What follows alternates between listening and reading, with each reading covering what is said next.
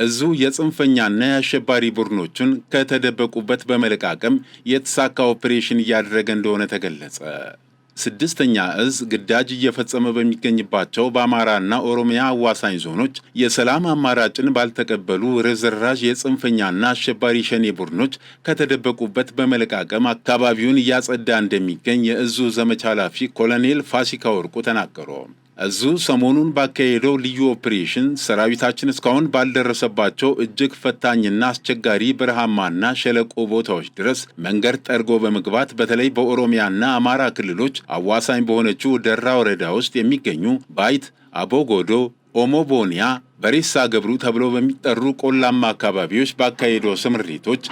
የጽንፈኛ ቡድኑ ዋና ማሰልጠኛና መገልገያ 3 ካምፖችን በመደምሰስ በአካባቢው የሚገኙ የገጠር ቀበሌዎችን ከጽንፈኛው ማጽዳት መቻሉን ዘመቻ ኃላፊው አስረድተዋል። በዚህ ኦፕሬሽን የሀገርን ሰላም በማናጋትና በንጹሐን ዜጎች ላይ ግፍ በመፈጸም የጥፋት ዕድሜያቸውን ለማራዘምና እስካሁን የሕዝብን መከራና ስቃይ ለማብዛት በየጥሻውና ቁጥቋጦ ስር ራሱን ደብቆ ይንቀሳቀስ በነበረው ጽንፈኛና አሸባሪ ቡድን ላይ በተወሰደ የተጠናና የተቀናጀ እርምጃ ዳግም እንዳያንሰራራ ሆኖ ተመቷል ብለዋል። እዙ የጠላትን የሽምቅ ውጊያ ባህሪ በሚገባ ያጠናና በዳበረ የውጊያ ሳይንስና ጥበብ ተጠቅሞ ጠላት ተገን አድርጓቸው የነበሩትን አስቸጋሪ ተፈጥሯዊ መሰናክሎች ሳይበገር ድንገተኝነትን በማትረፍ የጠላትን መረጃና ሎጂስቲክስ መስመር በመቁረጥና ከበባ ውስጥ በማስገባት በአጭር ጊዜ ውስጥ የተሳካ ኦፕሬሽን ማካሄዱን ኮሎኔል ፋሲካ አብራርተዋል። ጽንፈኛውና አሸባሪው ቡድን